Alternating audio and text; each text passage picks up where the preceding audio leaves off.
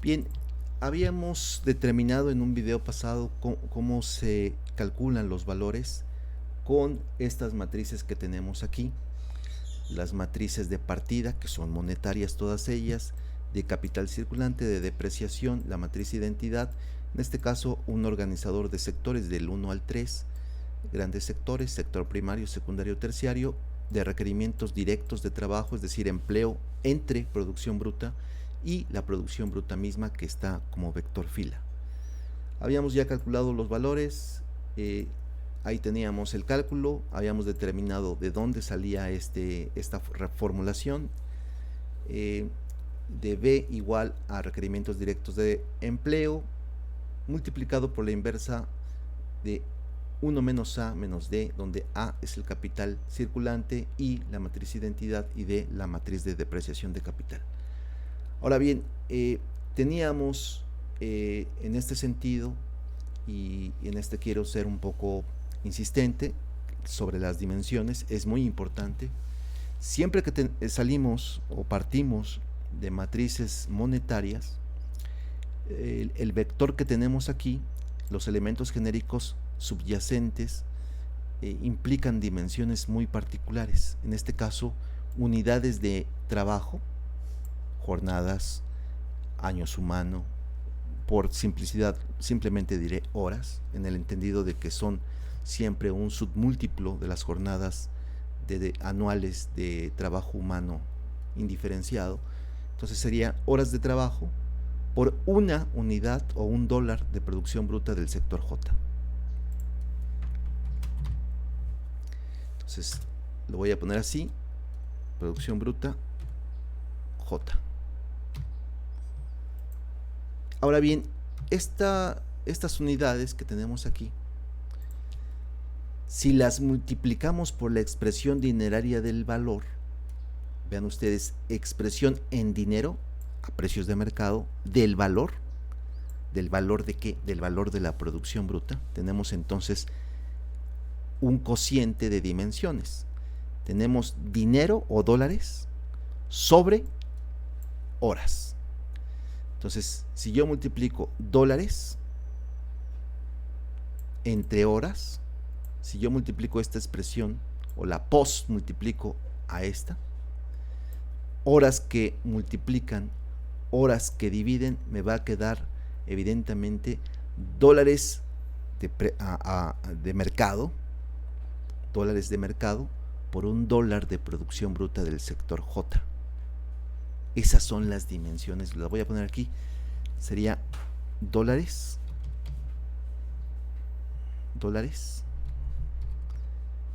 entre $1 de producción bruta, déjenme ponerlo así, $1 de producción bruta de ese sector J. Esas son las unidades dimensionales de los precios directos, es decir, de lo que tenemos aquí.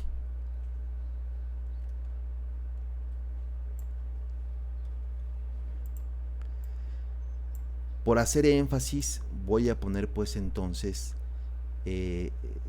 lo voy a poner acá en orden, aquí está, y por hacer énfasis, esto que está aquí, lo voy a poner aquí arriba, ¿de acuerdo? Y lo voy a poner estas 3 o 4 en otro color. Lo voy a poner en un color, si me permiten, rojo o bien óxido, si me lo permite hacer, claro. Vamos, ahí está. Como énfasis de que las dimensiones de los valores cuando partimos de matrices monetarias son estas. Si partiéramos de matrices que fueran físicas, es decir, con valores de uso, tendríamos entonces que el vector de valores sería horas sobre valor de uso. Esas serían si partiéramos de matrices en términos físicos: kilovatios, kilogramos de maíz, litros de leche, etcétera, etcétera, etcétera. Como no es así, como es un agregado, en realidad cada sector es un agregado de, en estricto sentido, una sumatoria de precios unitarios de mercancías multiplicados por sus cantidades. No están las cantidades, sino están los precios de ese sector. Uno tiene que conformarse de tener como valores en dimensiones esto que tenemos acá y no esto. En otro video intentaré hacer una aclaración en este sentido, de que aún con todo esto, simple y sencillamente esto no modifica lo fundamental del problema. Al contrario, lo enriquece, y que haré el intento en ese video de partir de matrices físicas y monetarias, y luego aún más, como hace el mismo Ochoa, no solamente partir de matrices físicas monetarias, sino incluso monetarias a precios constantes o monetarias constantes. ¿De acuerdo? Entonces, bien, pero como partimos de matrices monetarias, estas son y no otras las dimensiones. Luego entonces los precios directos son no otra cosa que esto que está aquí. Es decir, igual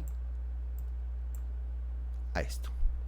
Estos que son los B, estos que es la expresión dineraria del valor, nos da por tanto esto. Estas dimensiones son las que plantea entonces Anwar Sheikh, el economista pakistaní, y eso es lo que tenemos hasta ahora. Después lo que hicimos en el video anterior fue ver algunas medidas de desviación, particularmente la desviación absoluta media, la MAT, en inglés, por sus siglas en inglés. Después la desviación absoluta ponderada, la MAT-P, que la calculamos y que coincide plenamente ese 2.6% con lo que calcula el propio Ochoa ahí en su página 68, en el capítulo cuarto, y de su trabajo del 84, de su tesis doctoral. Y en cuanto a desviación absoluta ponderada, tendríamos 1.64, no 2.68, sino 1.64, y coincide con el cálculo que él tiene. En el caso de él lo redondea a 1.64, nosotros lo tenemos como 1.6508. Bien, hay otros cálculos de desviación. Comentamos la desviación del vector normalizada, calculamos también incluso la desviación de Steedman y Tompkins, pero no las vamos a tocar esas por ahora.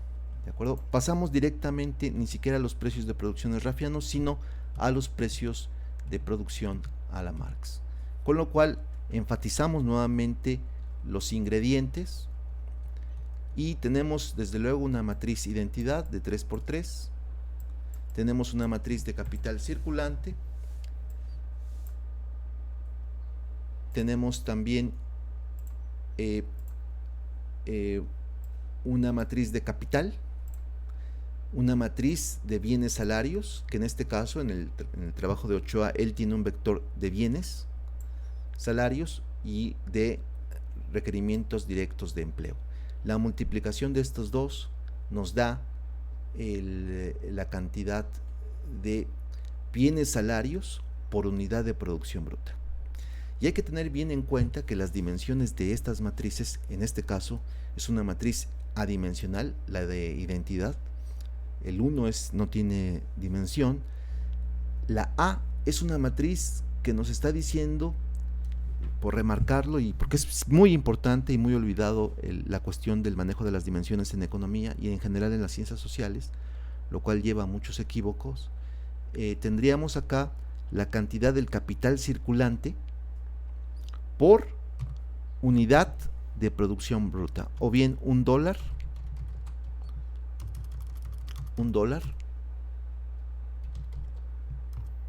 de producción bruta. Y no solo eso, de producción bruta a precios de mercado, por cierto. Y bueno, entonces en D tendríamos el desgaste del capital fijo o bien el capital fijo consumido nuevamente por $1 de producción bruta. Y acá tendríamos la cantidad de capital fijo, no consumido, sino el capital fijo total, inmovilizado, por unidad de producción bruta. Entonces aquí le quito esto de consumido porque es el total. Y acá tendríamos la cantidad de bienes salarios, o el dinero que se gasta en bienes salarios, nuevamente por $1 o por una unidad de producción bruta del sector J. No tomaremos en este caso en cuenta la rotación de capital, lo podremos hacer en otro momento. Están hechos los cálculos, de hecho, con rotación de capital, pero por cuestiones de simplicidad lo vamos a tratar primero sin rotación de capital, para que vayamos de forma gradual elevando el nivel de enriquecimiento de categorías en el cálculo del valor y de los precios de producción. Entonces, tener bien en cuenta, y voy a remarcar nuevamente en rojo, las unidades dimensionales de cada una de las matrices.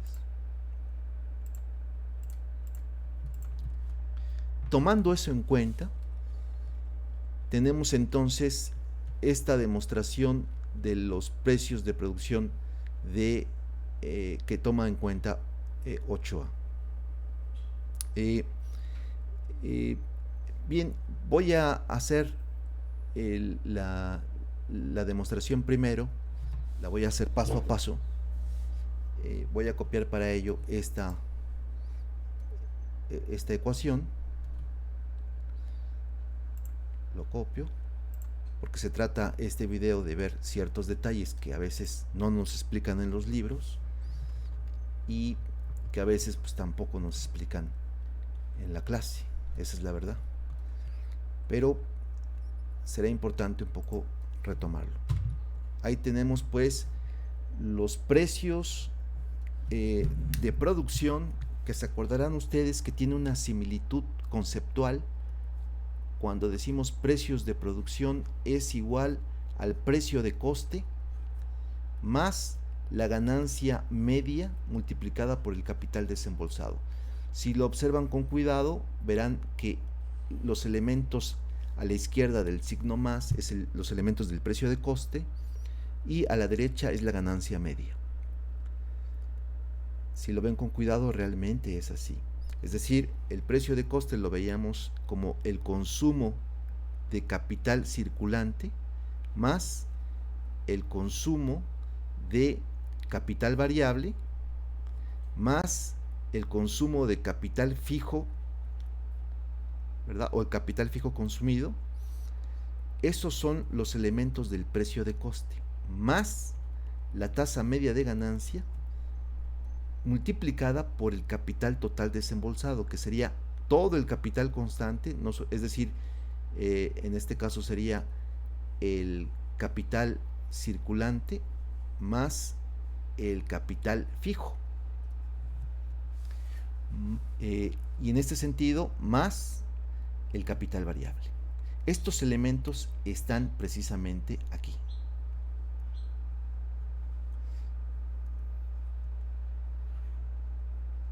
¿De acuerdo? Lo único que no está, bueno, es la especificación del vector de precios de producción. Pero bueno, ahora lo veremos. Ahí tendríamos entonces los precios de producción y vemos que conceptualmente con el álgebra de números es igual al álgebra matricial que vamos a intentar hacer por acá.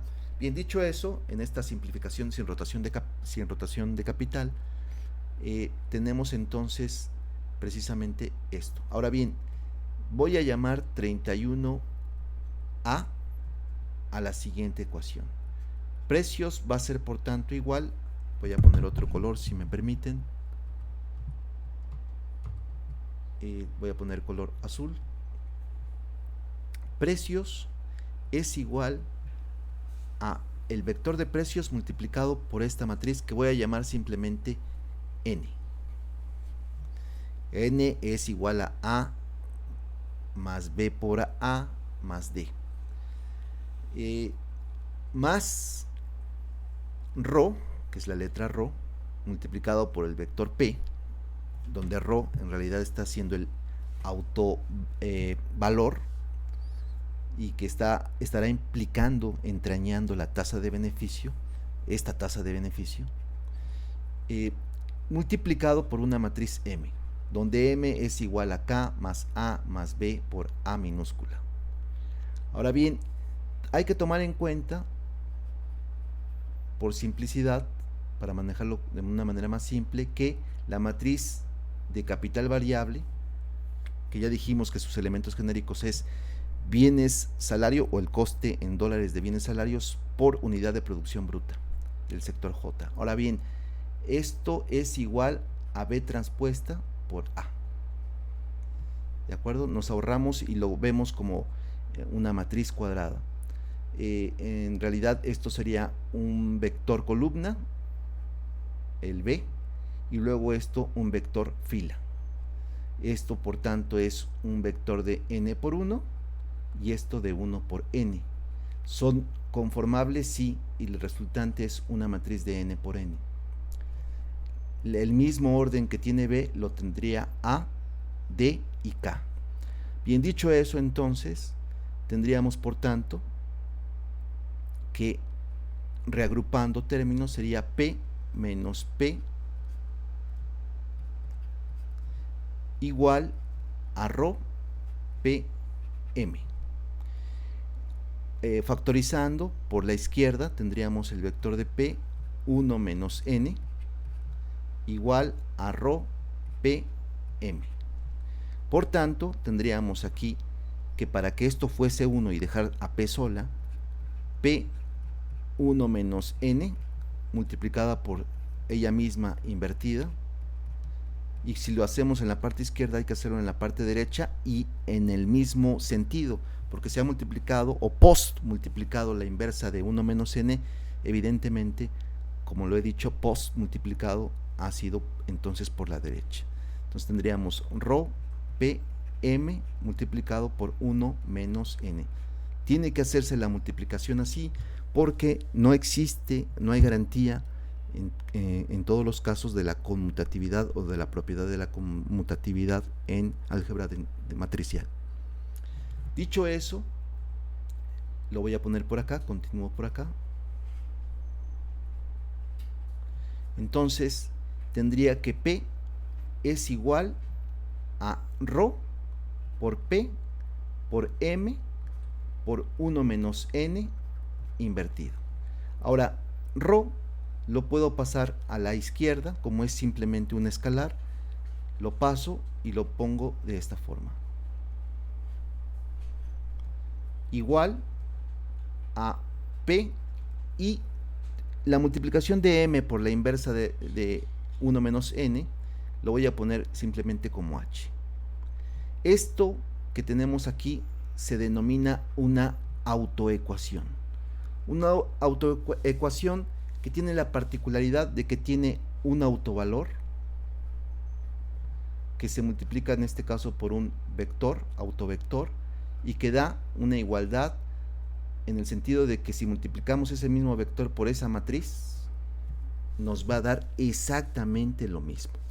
Y cuando decimos exactamente lo mismo, estamos diciendo de que si este es un vector fila de 1 por 3, si se multiplica por un escalar, pues va a ser un vector de 1 por 3. En cambio, aquí sería 1 por 3 multiplicado por una matriz de 3 por 3, sigue siendo una matriz de 1 por 3, la resultante. Se pueden multiplicar y la resultante es de 1 por 3. Por tanto, estaríamos diciendo que aquí estaría un vector fila y acá también estaría un vector fila. Hay que resolver pues este autovector eigenvalor también izquierdo, en el sentido de que se está multiplicando por la izquierda el vector P. Entonces tenemos que calcular el autovalor de H transpuesta y el autovector de H transpuesta. Bien, vamos a hacerlo pues entonces en este caso, pero hay que especificar un poco. Entonces tendríamos lo siguiente. La resultante sería al final 1 ρ que multiplica P igual a PH. Y H hemos dicho que sería M, que en este caso sería la matriz K más la matriz B más la matriz A, que multiplica a la inversa, que sería en este caso la matriz identidad menos la matriz A menos la matriz B menos la matriz de depreciación. Entonces H viene a ser todo esto.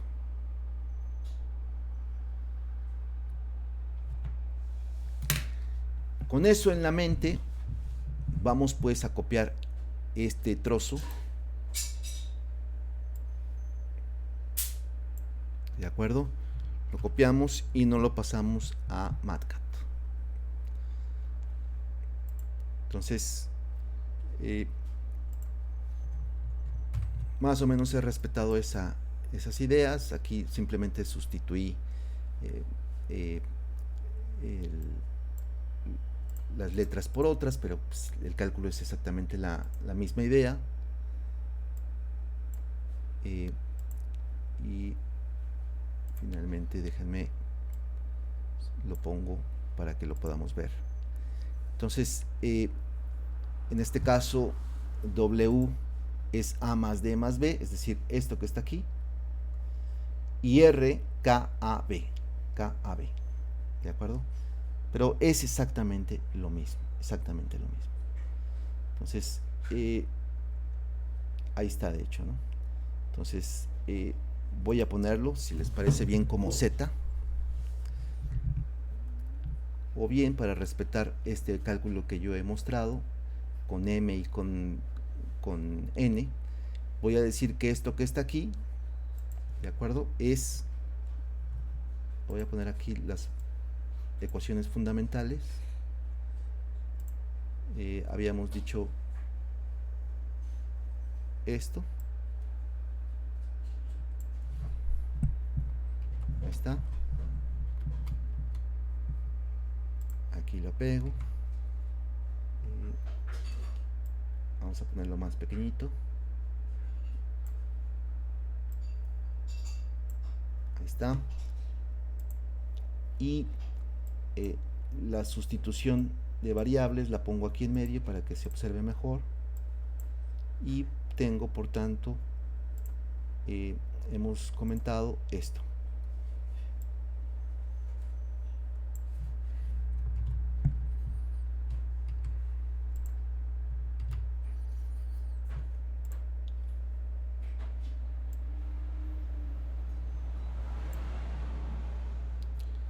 Bien, ahí está. Ahí tenemos pues N y M. N es esto que está aquí, A, B, D, y M es K, A, B, A.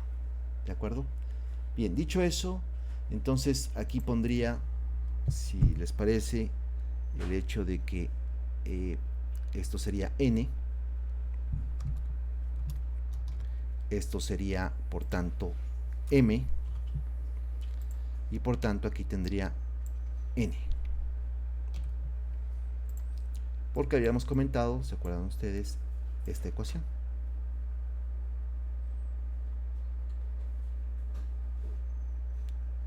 La copio también. Una ecuación fundamental.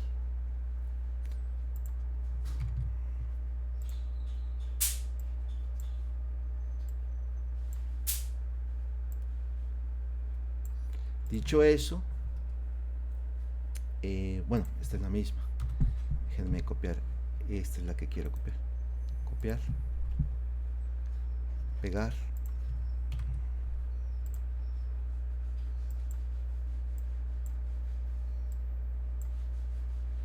Ahí está. Con lo cual, ya he renombrado variables N, M y H. Le voy a poner acá para respetar lo mismo que teníamos anteriormente. Ahí está. Y por tanto aquí tendríamos eso.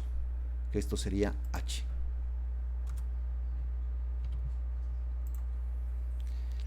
Bien, H es pues entonces esto, tal como está en esta ecuación, definido H, ¿de acuerdo? H es M por 1 menos N invertido. Quizás para que no haya ningún problema la voy a copiar, que así la puse por acá. Perdón cómo está un poco mal la caligrafía que tengo. Espero que sin embargo se entienda.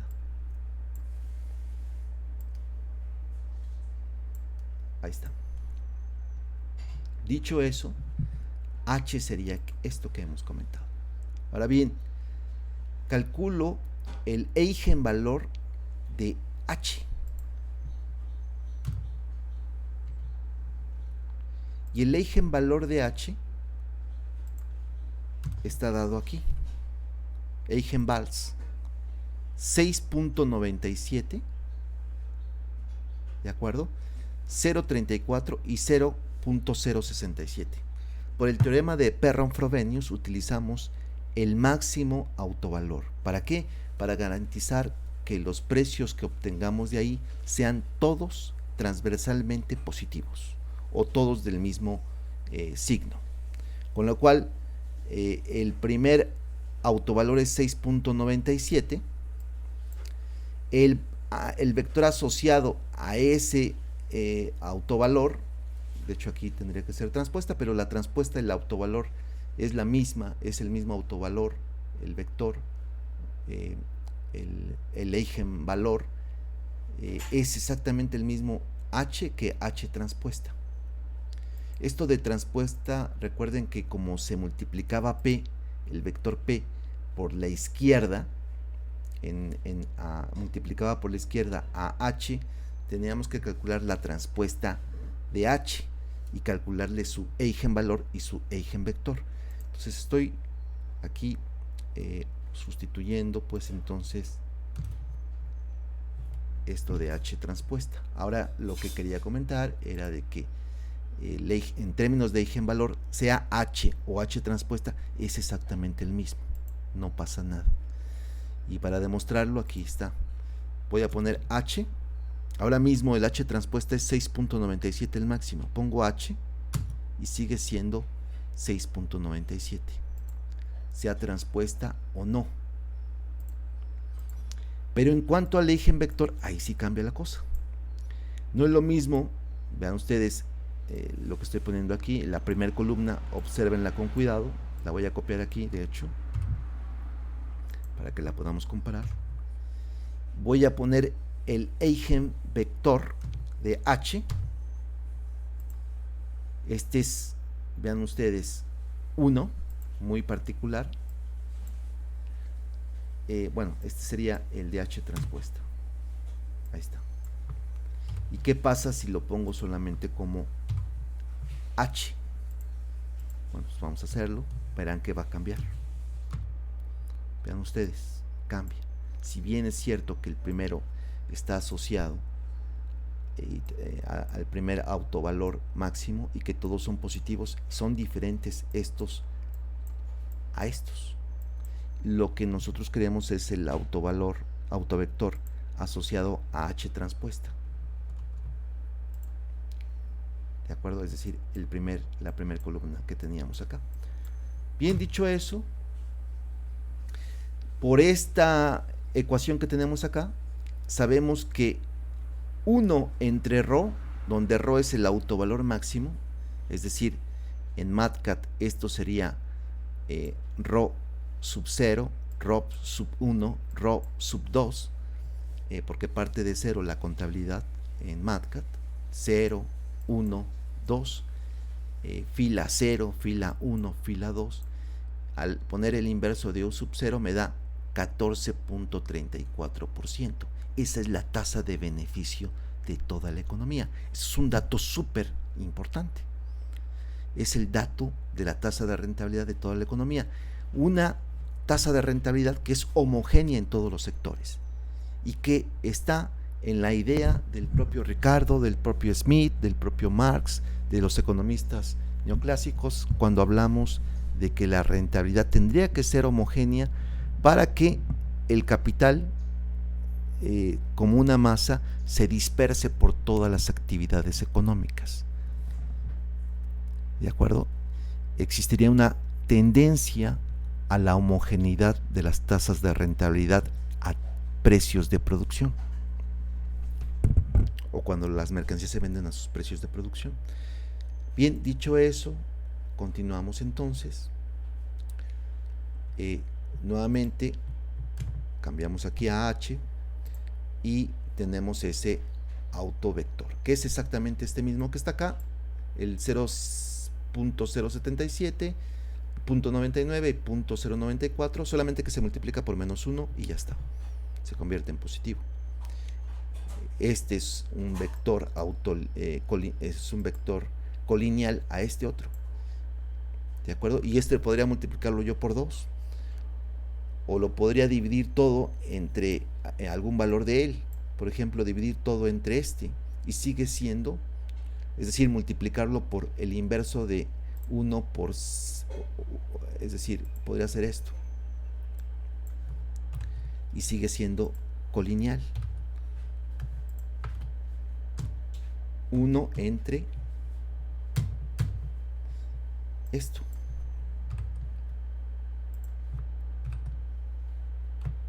Y me da este autovector. Y tiene la misma naturaleza que los otros dos anteriores, que esta columna y que esta columna. Los tres son colineales y pueden valer exactamente para lo mismo a la hora de convertir los precios de producción. Estos se denominan precios de producción, o el vector de precios de producción no normalizado. ¿De acuerdo?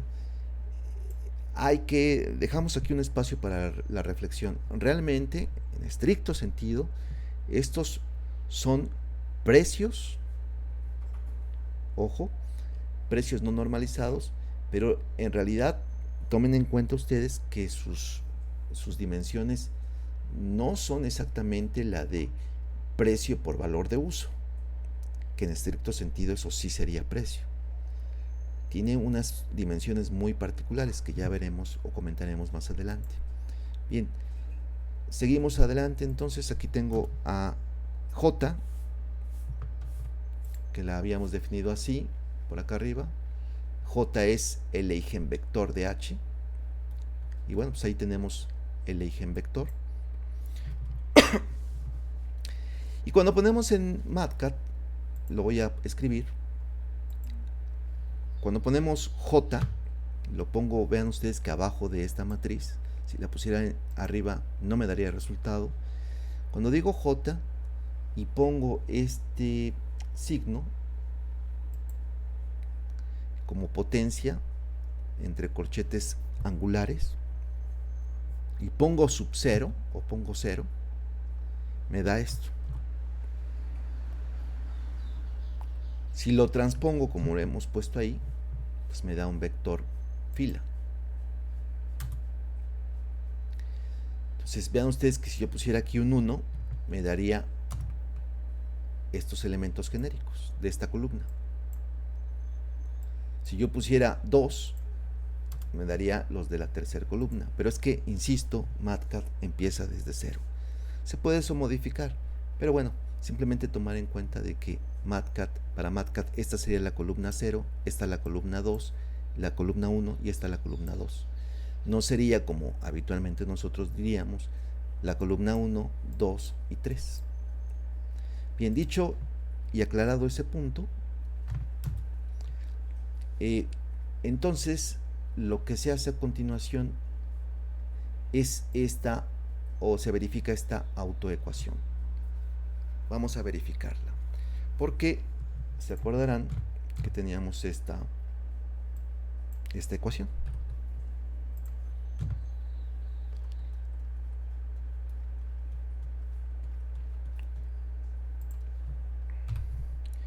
Entonces tenemos una autoecuación donde multiplicamos el autovalor por el autovector igual al autovector multiplicado por la matriz H. Entonces, dado que la matriz H la tenemos acá, lo verificamos, ¿no? En este caso sería la matriz que ponemos ahí como Z, ¿no? Vamos a modificarlo un poco para que no haya problemas. Y en efecto comparamos, lo voy a volver a hacer. Voy a poner ρ que multiplica al primer autovector, que como hemos dicho es este. Al ponerlo de esta forma ya sé que es un vector fila. Entonces, como sé que además no es cualquier autovector, sino es el autovalor, sino es el autovalor máximo, y ese es el primero, aquí puedo poner después de P punto 0, es como poner subíndice 0. ¿De acuerdo? Vamos a ponerlo otra vez. Rho punto 0, shift igual. Vamos a ver qué pasa aquí.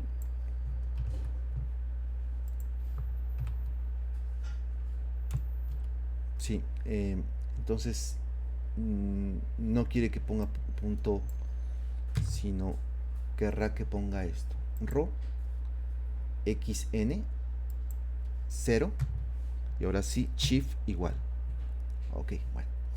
En algunas definiciones el subíndice lo acepta como punto, pero bueno, aquí lo he puesto como quiere Matcat. Entonces, rho punto o subíndice 0. Entonces, dicho eso, lo pongo por acá. Sería rho subíndice 0. Y ahí me da ese ese vector, la multiplicación del máximo autovalor por el vector autovector asociado. Ahora tendría que ser así igual a ese autovector multiplicado por la matriz H. Entonces, espacio, espacio por H. Ya está. Ya lo tenemos. En efecto es así. Se comprueba esta igualdad. Con lo cual, realmente ese es el autovector y ese es el autovalor. Autovalor y autovector. Bien, ese P es el precio no normalizado de precios de producción. Vamos a normalizarlo. ¿Cómo? Pues de la misma forma que obtuvimos kappa, o la letra K más arriba, con la expresión dineraria del valor, si se dan cuenta, si nos vamos un poquitín arriba, teníamos nosotros que para convertir los valores en precios directos, multiplicábamos los valores por los precios, por la expresión dineraria del valor, que no era otra cosa que la sumatoria de precios de mercado entre sumatoria de valores. Y esto era así porque al multiplicarlo, estas dimensiones por la expresión dineraria del valor, nos daba dólares por $1 de producción bruta del sector J. Entonces, en los precios de producción deberíamos de tener dólares por $1 de producción del sector J también, para poderlos comparar. Es decir, no son estrictamente comparables los precios de mercado con el vector B, pero sí los precios de mercado son comparables con los precios directos. Tienen las mismas dimensiones, la misma naturaleza de las dimensiones. Bien, ahora queremos un precio de producción con estas más o menos dimensiones. Vamos pues allá. Para ello, calculo, por tanto, Vamos a hacerlo. Aquí estoy. Vamos a calcular este cociente. La sumatoria de los precios de mercado por los precios de producción. Dicho de otra forma, la sumatoria de los precios de mercado por la sumatoria de la producción bruta, pero en precios de producción. Entonces, vamos a ver cuáles son las dimensiones, por tanto, del precio de producción. Vamos a hacerlo. El precio de producción tiene ahora mismo las siguientes dimensiones. Tendría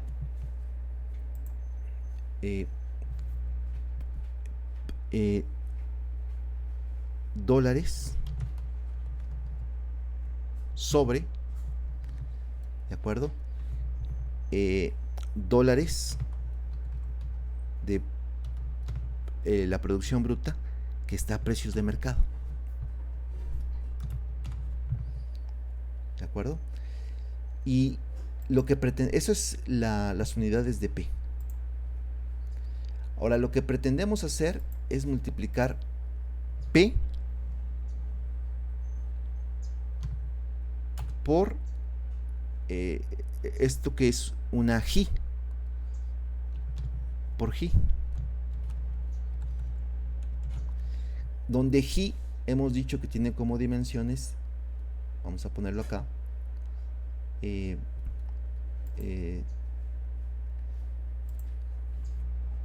precios de mercado o dólares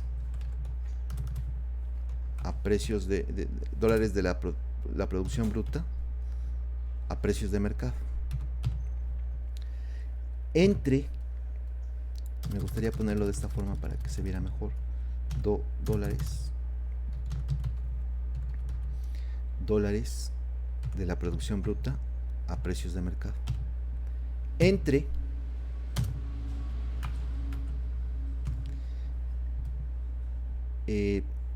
dólares de la producción bruta pero a precios de producción. Entonces, si yo multiplico esto por esto, queda claro que aquí me va a dar algo como dólares que tenemos acá perdón, dólares que tenemos aquí a precios de mercado y dólares que tenemos acá. Tendremos, por tanto, dólares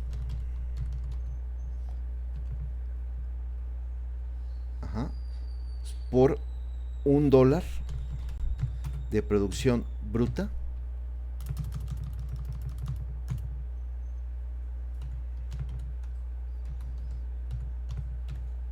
a precios de producción del sector J para más señas.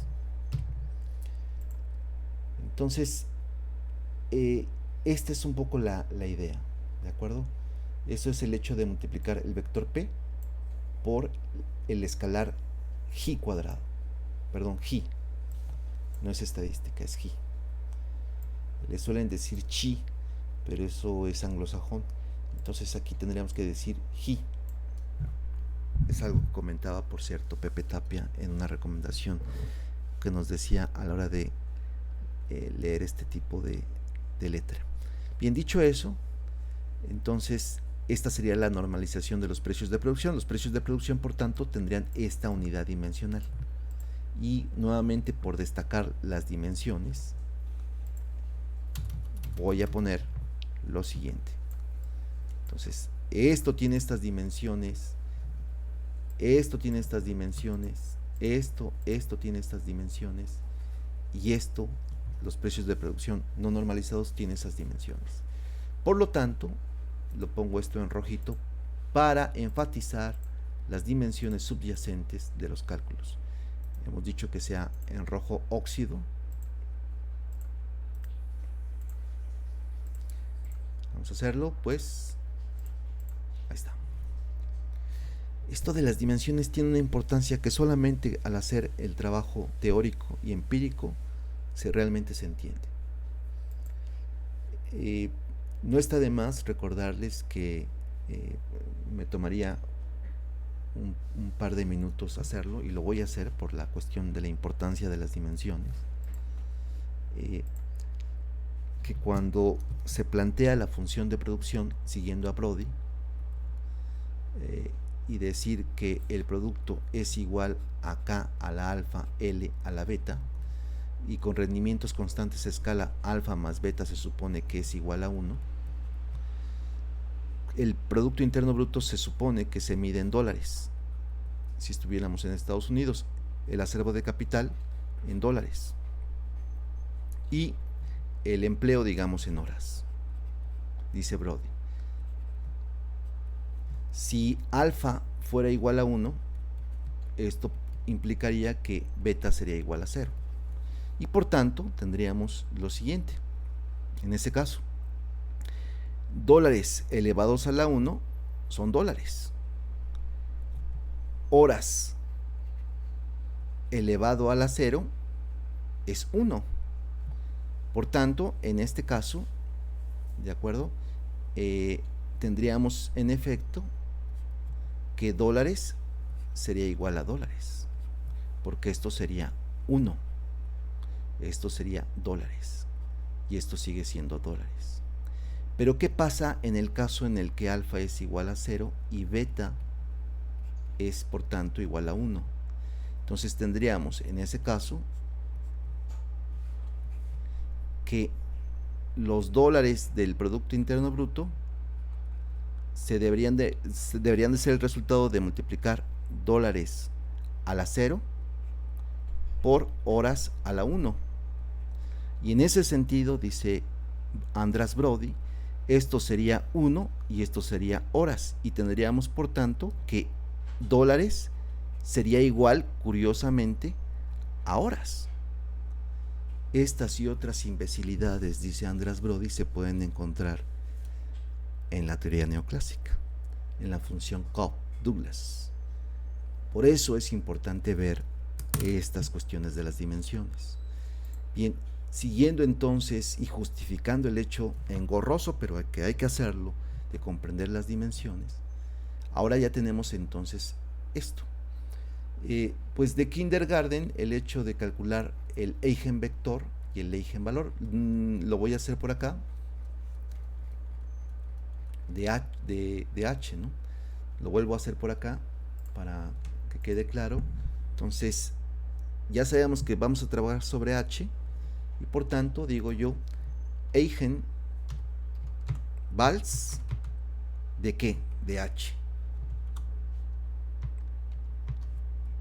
Y de H transpuesta, pero que hemos dicho que es lo mismo que H. Ahí está. Y el máximo autovalor por el teorema de Perron-Frobenius es el que vamos a utilizar en el cálculo de los precios no normalizados, precios de producción no normalizados. Y el eigenvex, importante eso del plural, de H transpuesta. Acuérdense que yo pongo la H con control y 1, o bien puede ser con este icono, M a la T. Ahí dice transpuesta de la matriz. Shift igual, y me da el mismo resultado que tenemos a la izquierda. Cálculos que ya hemos hecho. ¿De acuerdo? Entonces, este autovalor está asociado a este eigenvector. Este autovalor está asociado a este eigenvector. Este autovalor está asociado a este eigenvector. Pero no nos interesa por ahora más que el máximo, es decir, el 6.97 y esta primer columna. Y nos da el inverso del 6.97, 1 entre 6.97,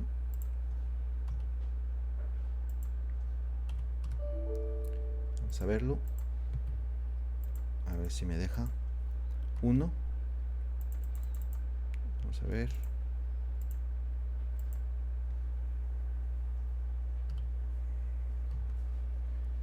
1 entre 6.97, control C, lo copio aquí, control V, igual, shift igual, y me da 14.34, 14% con 34. Interesante. Esta es la tasa de rentabilidad, y como si fuera un centro de gravedad, forza a que todas las mercancías, para que tengan un intercambio a precios de producción, a estos precios de producción, necesitan tener una tasa de beneficio de este calibre. Todavía más, para que esto sea cierto, que implica esta ecuación que estoy nombrando ahora mismo, indicando ahora mismo, para que sea cierta, tiene que existir un autovalor que permita que se homogeneicen las tasas de beneficio y que permita que existan esos autovectores, que son los precios de producción no normalizados, que permitan el intercambio de una cierta forma. Entonces es un conjunto de aspectos que se juntan y que coexisten en la misma dimensión. Es decir, estos autovectores o los precios de producción no normalizados existen, ese autovector específico existe y arroja una tasa de rentabilidad determinada y homogénea. O bien esta tasa de rentabilidad determinada y homogénea tiene que arrojar también este autovector determinado. No pueden existir uno sin el otro. Bien, dicho eso, y aunque siempre se abre la reflexión para comprender el concepto de eigenvalor y eigenvector, seguimos pues adelante. Entonces ya tenemos, por tanto, al multiplicar este escalar llamado G, que ya dijimos que sería esto, al multiplicarlo por los precios de producción no normalizados, tenemos finalmente a P. Y teníamos que M era igual a esto, de acuerdo, que los precios de producción son esto y los precios de mercado ahí están.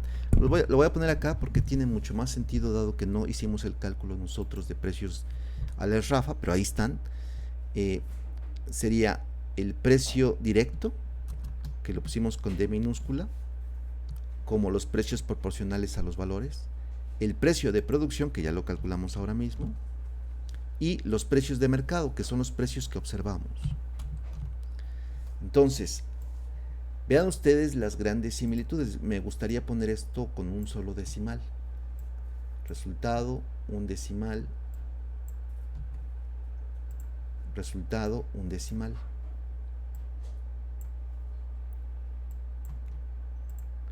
Y tenemos, analicemos esto, es muy importante, muy importante. Tendríamos entonces, en este caso, lo pongo acá un poco para enfatizarlo, y lo pongo en verde porque es un resultado, un verde más pálido, o diferente al que tenemos ahí a un lado, a ver si lo logro diferenciar. Creo que sí. Finalmente lo que vemos es 4, y quien se acerca más son los precios directos. En 60, los precios de mercado, los que vemos, quien se acerca más es el precio también directo. Y nuevamente los precios de mercado son acá 7 y acá son 6.9. Se acerca mucho el precio directo o el precio proporcional al valor. Vamos, los valores. Los precios valor también se les suele denominar. Cuidado con esto, podemos decir precios directos, precios directamente proporcionales al valor, precios valor, o a veces a valores, ¿no? Pero estamos siempre refiriéndonos realmente a cómo se está manifestando en dinero el valor, aquí, en precios directos. Y aquí están los precios corrientes, y estos son los precios de las mercancías que posibilitan la homogeneidad de las tasas de beneficio. Interesante. Bien, entonces ya tenemos esos tres vectores. Aquí se hacen las correlaciones. Vamos a hacerlas nosotros acá. Vamos a hacer las correlaciones. Correlaciones de D y M.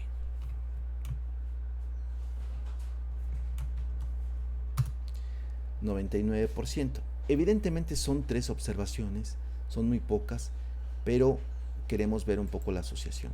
Ahora vamos a sustituirlo y vamos a hacer ahora la correlación de D con P. Baja un poco, ahora hagamos lo propio, pero con la relación de P y M.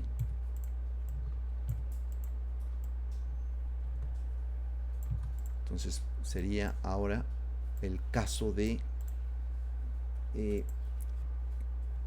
P y M.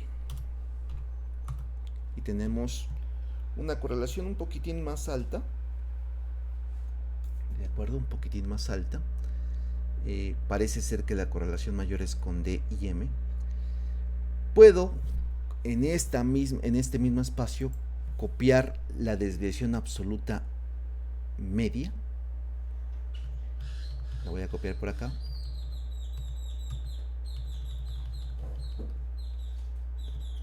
Me la traigo para acá.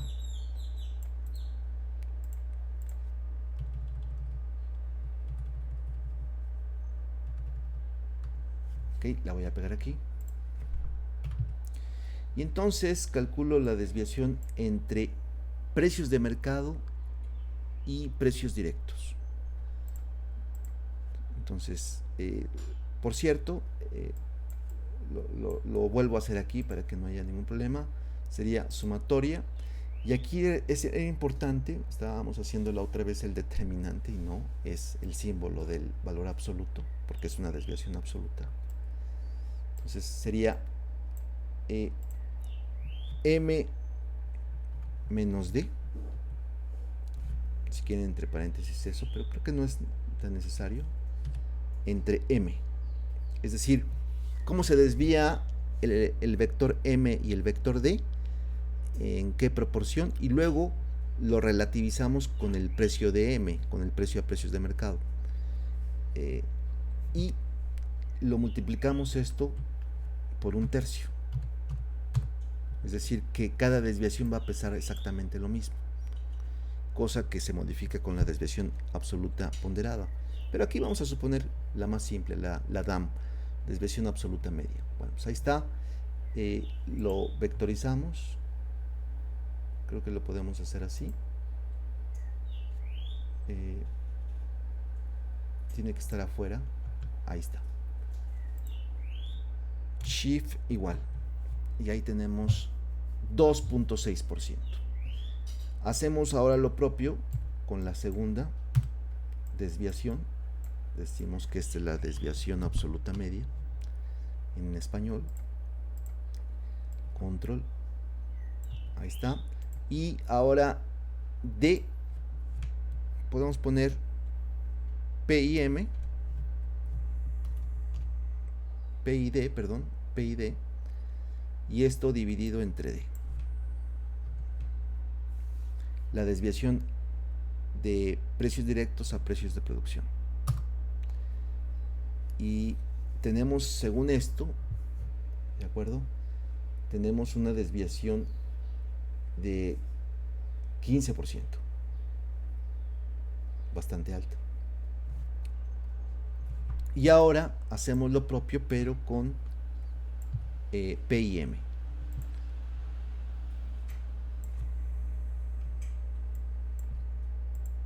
Y tenemos un 13%.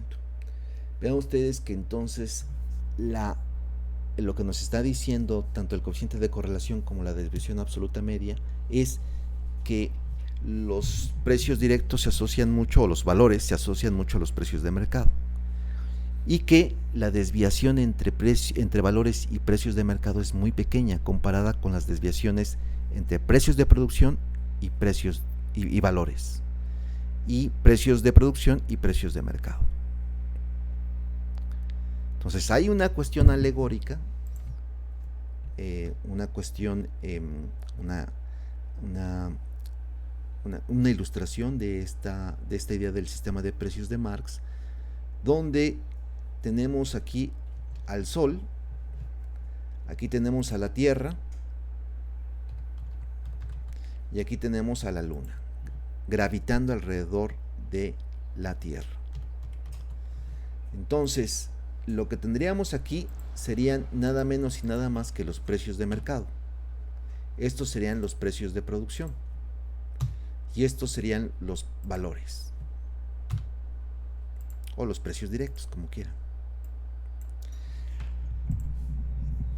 Entonces, la idea de Marx es de que los precios de producción están orbitando alrededor de los valores y los precios de mercado alrededor de los precios de producción. Entonces, esta cuestión es interesante porque nos está diciendo que en este caso parece ser que se acercan más los valores a los precios de mercado que estos a estos. Es un caso empírico este que estamos mostrando. En otros casos empíricos que se han estudiado se encuentran que en efecto la cercanía, si no la desviación, podemos verlo de la manera reflectiva, ¿no? La cercanía, no la desviación, la cercanía del Sol a la Tierra es mayor, es una, y la cercanía que hay de la Luna a la Tierra es una más pequeña, o sea, son más próximos.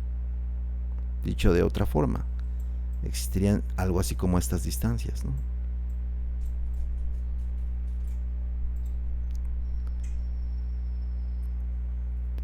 De acuerdo, aquí me gustaría poner una esfera, pero no la puedo hacer ahora mismo. Aquí también. Entonces, este está orbitando alrededor de la Tierra. Y cuando lo hace, estamos hablando de los llamados precios de equilibrio. La intersección entre oferta y demanda.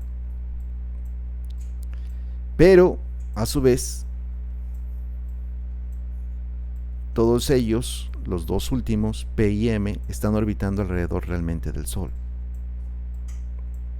Y están determinados por las leyes que fundamentan a los valores, en última instancia. Si bien existe cierta autonomía en las divergencias de los precios de mercado, como pues impuestos, como por ejemplo ciertos problemas de desequilibrios de demanda o de sobreoferta,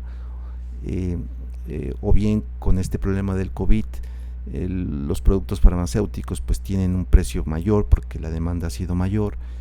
Salvando este tipo de cuestiones atípicas, realmente lo que se encuentra es que estos últimos en última instancia están determinados por los primeros, por los valores. Bien, dicho eso, con esto hemos determinado, pues entonces solamente voy a hacer por último esta grafiquita. Hemos determinado, por tanto, los precios de producción, los precios directos y antes los valores.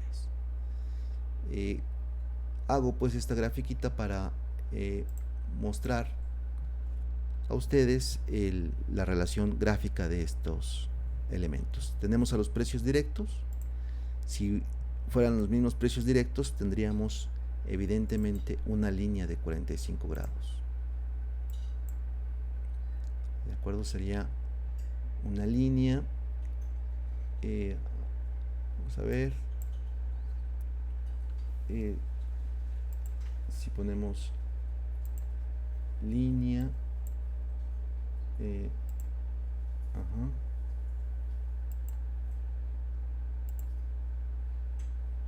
ok, a ver si ahorita le encuentro.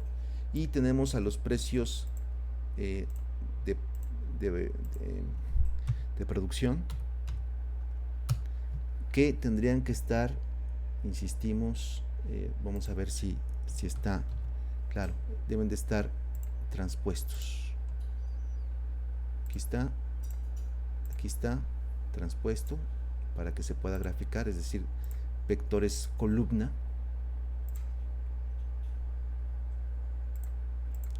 Ahí está. Y tenemos entonces estos precios, ¿no? La línea de 45 grados que ahora mismo voy a trazar es la de los precios directos. Entonces esta la pondré como puntos y con un punto bastante grande.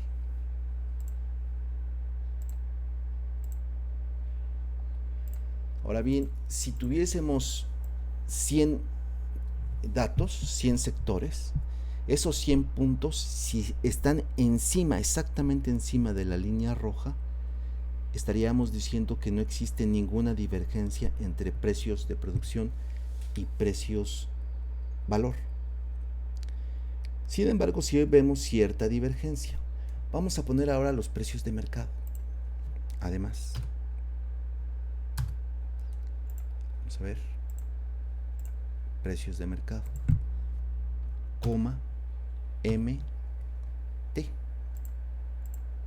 Vamos a ponerles un color verde, pero con puntos. A ver si me deja poner puntos más pequeños.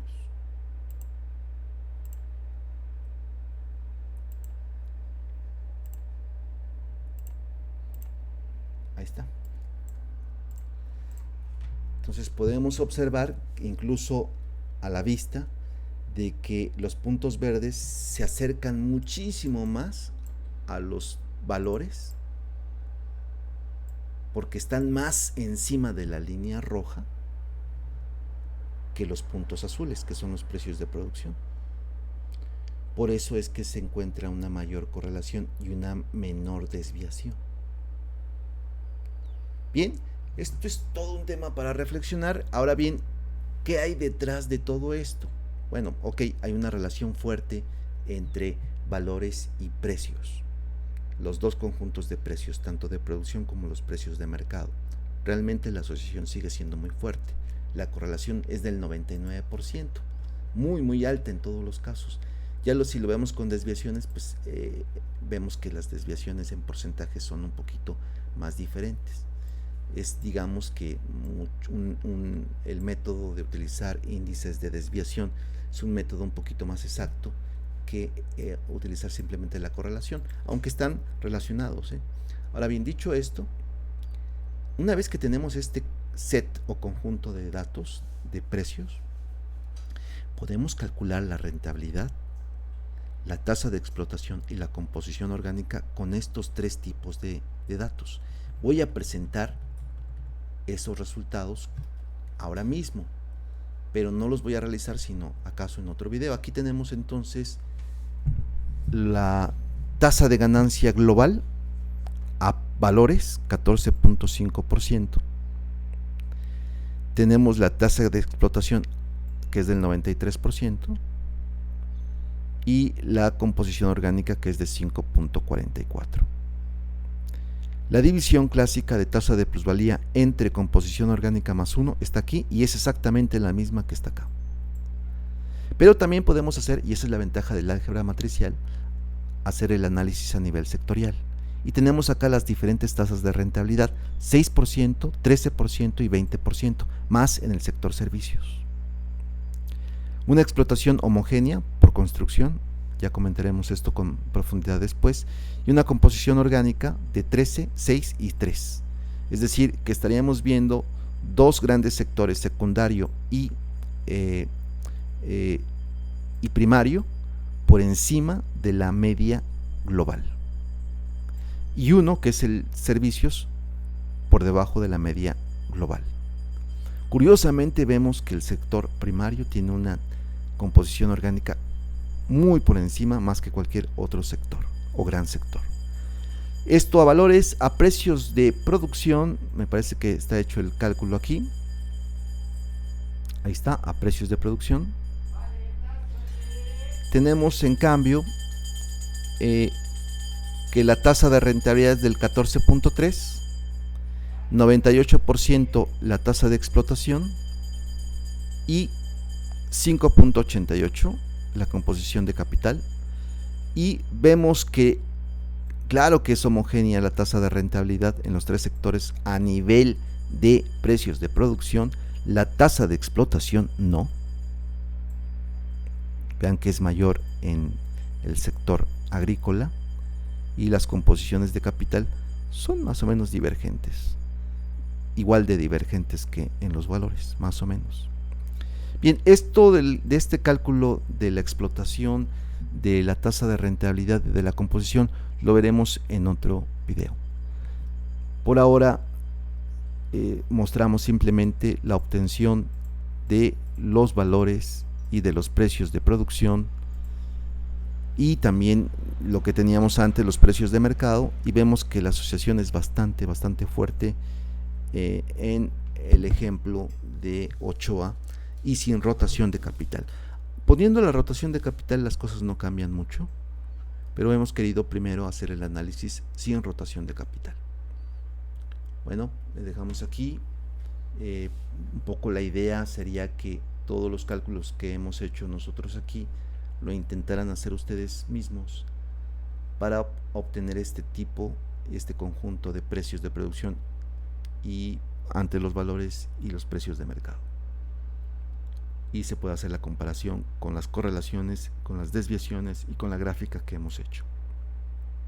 Muy bien, hasta la próxima.